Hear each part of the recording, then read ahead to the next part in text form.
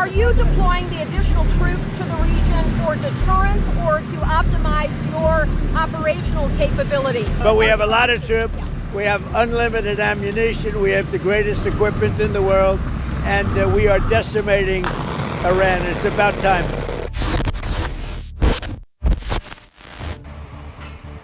With the order to bring 20,000 troops to combat readiness, military units across the country began assembling their personnel.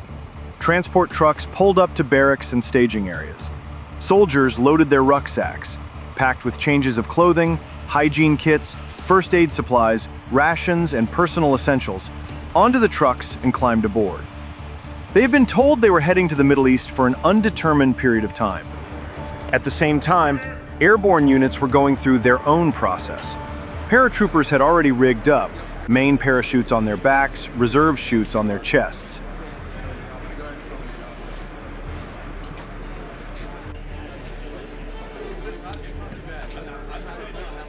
They carried their weapons in soft rifle cases in their hands, slung over their shoulders alongside their combat packs. They formed two columns and marched toward the C-17 Globemaster III aircraft waiting on the taxiways with their ramps down. The paratroopers would fly to the operational area, jump, and be on the ground before the bulk of the conventional forces even arrived by air transport. On a separate airfield, ground crews were loading ordnance into a B-52H Stratofortress. This bomber had its own mission deep inside Iran. The weapons being loaded were massive. 2,000-pound Mark 84 general-purpose bombs, each one nearly 13 feet long and over 1.5 feet in diameter. Forklifts and bomb loaders brought the munitions to the aircraft one at a time.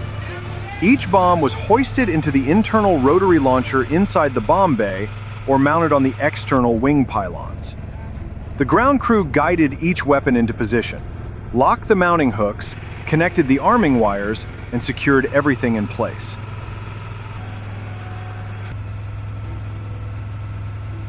In the crew room, the B-52 pilots and crew checked their equipment. They tested their oxygen masks, verified the regulators, and adjusted the fit. The flight to the target would be long, hours in the cockpit at high altitude, and the oxygen system had to function perfectly for the entire duration. The crew packed their personal bags with essentials for the mission: water, snacks, maps, checklists, spare gloves, and anything else needed for a flight that could last over 12 hours. When the call came that the aircraft was ready, the crew walked out to the B-52 and began loading their gear aboard. There were several bags: personal equipment, flight publications, mission planning materials, survival kits. Everything was stowed in the crew compartments.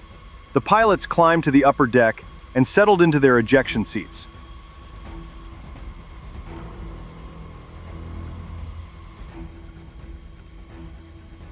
The B-52 started its engines, all 8 turbofans winding up one after another. The aircraft taxied to the runway, lined up, and rolled. The heavy bomber accelerated slowly, used nearly the full length of the runway, and lifted off, climbing gradually into the sky under the weight of its full bomb load.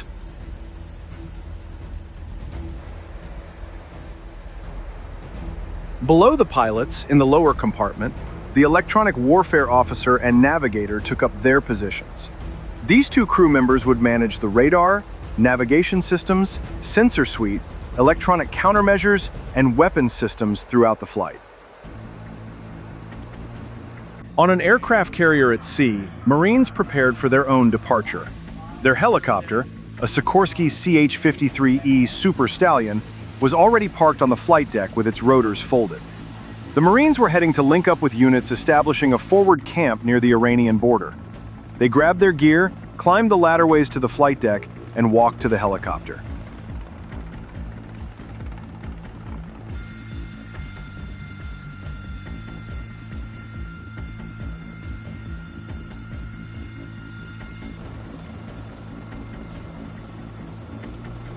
The rotors unfolded and the engines started.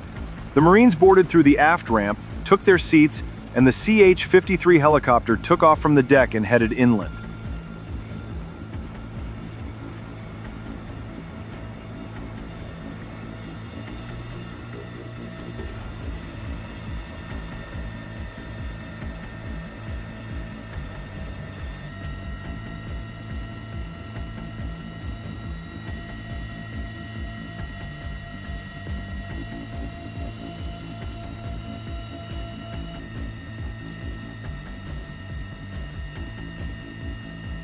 At Allied airfields across the region, Sikorsky UH-60 Black Hawk helicopters were also in the air, ferrying additional personnel to forward positions. The Black Hawks flew in pairs and groups, moving soldiers from staging bases to their assigned units closer to the border. The flights were short and constant: land, drop off troops, fly back, pick up more, repeat.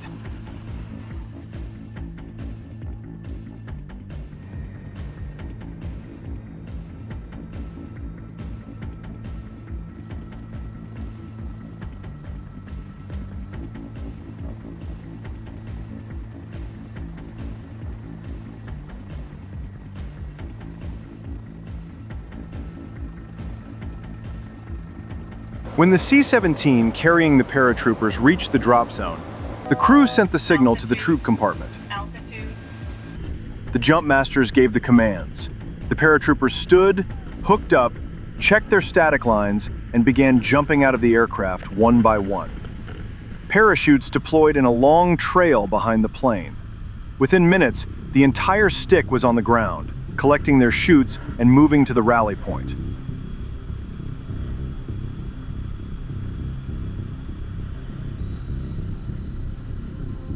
After dropping the paratroopers, the C-17 continued to an Allied airfield where it landed and taxied to the cargo ramp area.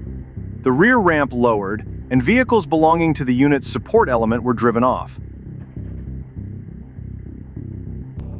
All units converged on their designated positions. The paratroopers who jumped linked up with the vehicles and supplies that arrived by air. The Marines flown in by CH-53 reached their assigned sector. The soldiers transported by Black Hawk were at their posts.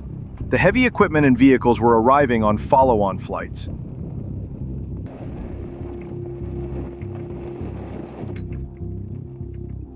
Everyone began the process of establishing their positions, digging in, setting up communications, distributing ammunition, and building the camp that would serve as their base of operations.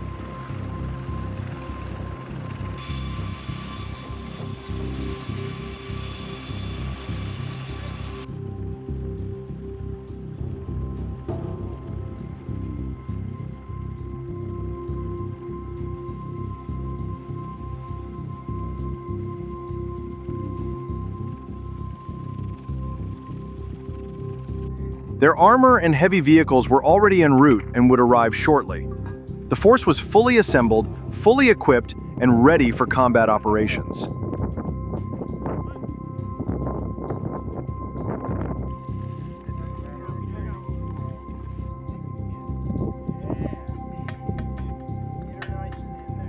They're about to do a gun run. You need to get down. Let's go, buddy. Come on, man.